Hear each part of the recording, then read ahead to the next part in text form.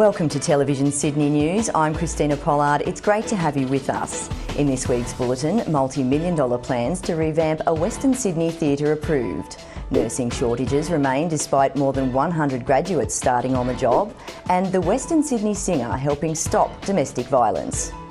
But first, more than 100 residents challenged Premier Barry O'Farrell to take a stand on coal seam gas mining when he visited Western Sydney this week. The protesters converged on a hotel in Liverpool where Mr O'Farrell was attending a function to speak to politicians and business people. They were concerned about the Camden Gas Project's expansion, which would have seen mining under suburbs in the Scenic Hills area. The Premier avoided the crowd, instead making a short address to members of the Liverpool Chamber of Commerce about the state government's position on CSG. The party doesn't need to have a position. What we have is an independent approval process that now, as I said for the first time, actually has some regulations about it. Mr O'Farrell says his government has put a strategic lands policy in place which has brought regulations to the coal seam gas industry that hadn't existed before. What I have to be mindful of is that we don't open the state up to millions, if not billions of dollars worth of compensation. Greens MP Jeremy Buckingham rallied the protesters, saying his party is calling for a moratorium on CSG mining because of the risk it poses to the environment. Coal seam gas is unsafe.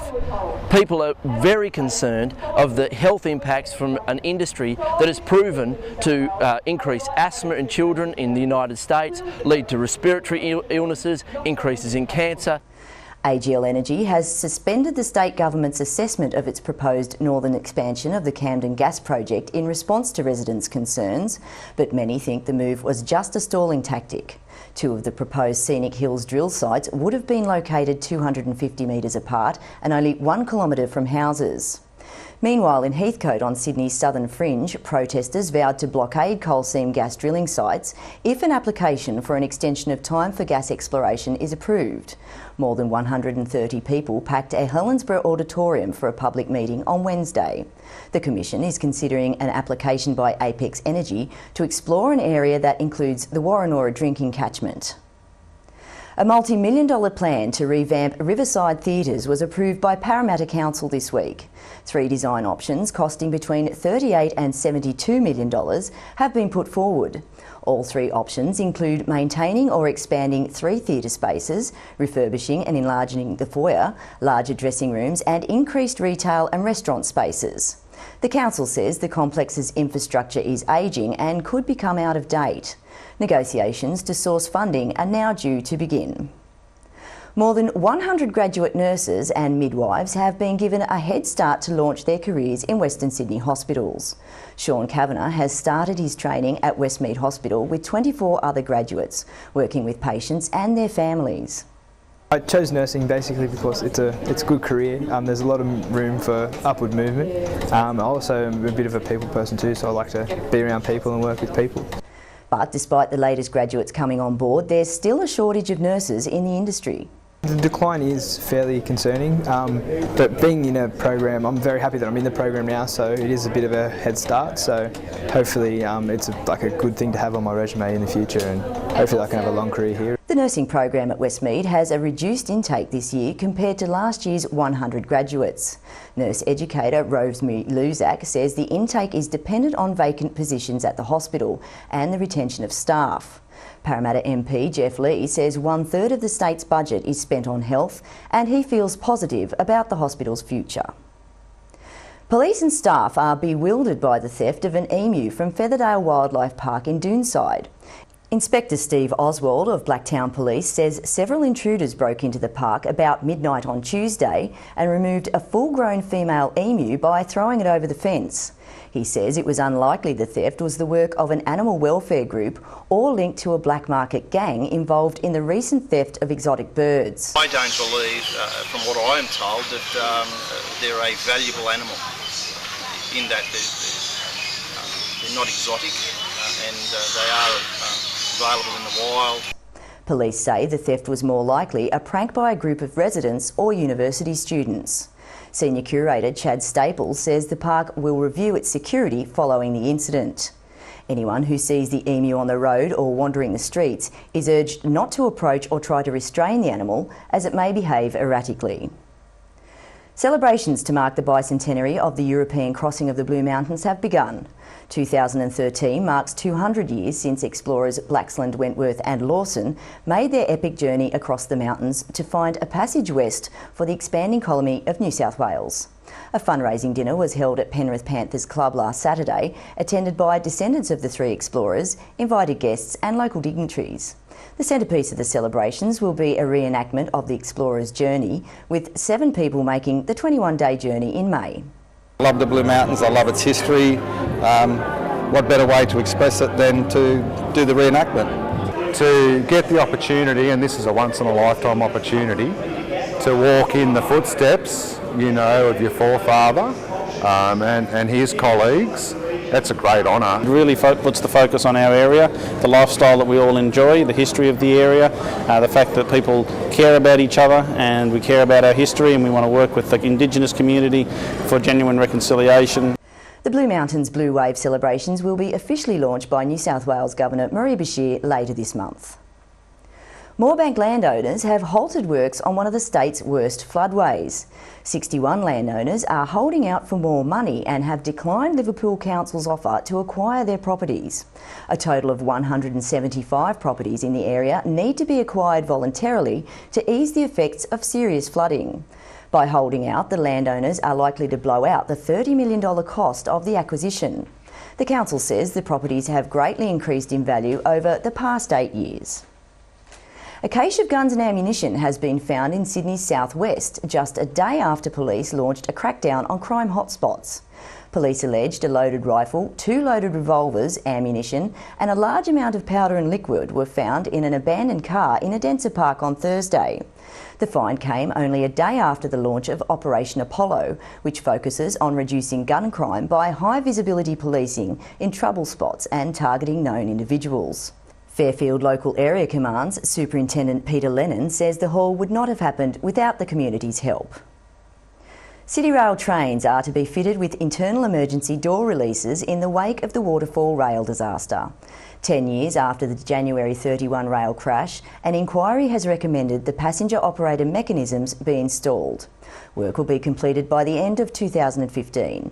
Justice Peter McInerney, who conducted the inquiry, was critical of Rail Corp's containment policy, which led to passengers being unable to escape the derailed train. A report by the regulator last month said only 2 of the inquiry's 177 recommendations remained open. Work on the $115 million Sydney Wet and Wild theme park at Prospect is on schedule for a December opening. Project Director Chris Warhurst says the 25-hectare park will create a beach for Western Sydney residents and attract an estimated 900,000 visitors a year. The park will have 37 slides and 5 rides, including the world's tallest double sky coaster ride and the Aqualoop, a mat racer combination slide that hurdles riders at 60 kilometres an hour.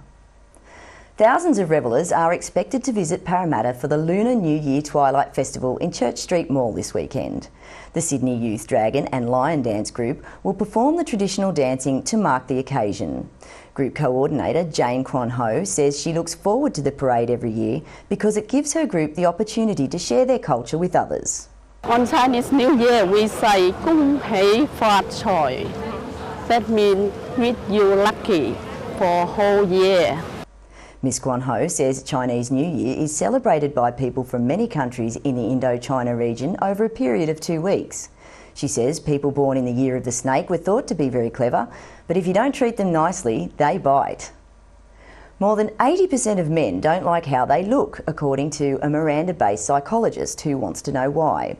Research student and psychologist Melissa Farr is conducting a study about male body image and needs 300 men aged 18 to 35 to answer a 15-minute confidential questionnaire.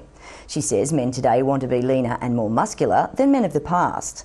Data from the Australian study will be compared with similar data being collected in Japan. Abby Betty Kennison has a unique and very visual way of telling her life story. The Blacktown resident's body is a canvas and her elaborate tattoos delve into the story of her life. She's one of 12 women competing at the Vanguard in Newtown for the title of Miss Inc. New South Wales. Miss Kennison says every one of her 15 tattoos depicts a significant event in her life. Her favourite, a half sleeve, is a reminder of her travels along Route 66 in America in a convertible Mustang. She says tattoos help define who she is. John Allen of Annangrove floats through the air over Western Sydney for a living. He takes tourists hot air ballooning over the Hawkesbury and nearby suburbs. And with more than 25 years experience and 3,000 hours of flying under his belt, describes ballooning as being like a nature walk from the air. Hot air ballooning, particularly in the Hawkesbury, is so popular for several reasons. You've got the freedom of flight, the silence, and the nature underneath you. It's a lovely developed area full of turf farms and manicured lawns and rivers. It's just a beautiful experience. Balloon flights soar in popularity at this time of year, with loved-up couples eager to fly over picturesque vistas to celebrate Valentine's Day. And in sport, Western Sydney Wanderers threw down the gauntlet to other codes in the battle to win people's hearts and minds at their Campbelltown Sports Stadium game last weekend. A huge crowd created an electric atmosphere for the community round clash between the Wanderers and the Newcastle Jets. The Wanderers' 2-1 victory gave them the honour of being the first A-League team to win 5 consecutive games this season. This Saturday they travel to Melbourne to take on third place Victory at 7:45 p.m. The Sydney International Regatta Centre at Penrith will host more than 300 of the world's best rowers at the Rowing World Cup next month. A who's who of world rowing from more than 20 countries will compete in the Sydney International Rowing Regatta, to be held between March 18 and March 24. The World Rowing Cup is one of 3 events leading into the annual World Rowing Championships, to be held in South Korea in September. Dual Olympian trap shooter Susie Ballock is preparing for World Cup events and a World Championship later this year. 39-year-old Ballock, a member of the Cecil Park Clay Target Club, won the women's trap event at the 2004 Athens Games, the first Australian woman to triumph at Olympic level. She finished 6th in the trap event at the 2012 London Games. Ballock is still rated the #1 women's trap shooter in Australia and the Commonwealth. She says doing well in competition this year will put her at the top of the Australian team selection for the 2014 Commonwealth Games in Glasgow. And finally, Parramatta songstress Thelma Thomas is tackling the problem of domestic violence with hip-hop music. Thomas, who goes by the stage name MC Trey, is working on her latest EP, which includes 6 new hip-hop songs. Her first single from the EP is called Light and is about violence within families. It came about after an incident that had happened here in Sydney, where a young girl was stabbed by her partner and consequently passed away. Thomas wrote the song and put together the video clip for Light within a month. It was filmed in Parramatta and on the streets of Sydney.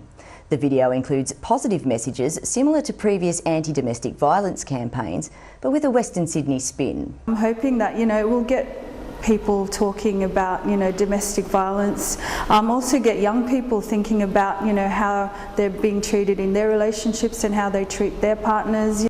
Light can be viewed at the Information and Cultural Exchange Hub showcase in Parramatta on Monday. And that's all for this week's bulletin. For more information on any of these stories, pick up your local Fairfax community newspaper. I'm Christina Pollard. We'll see you next time.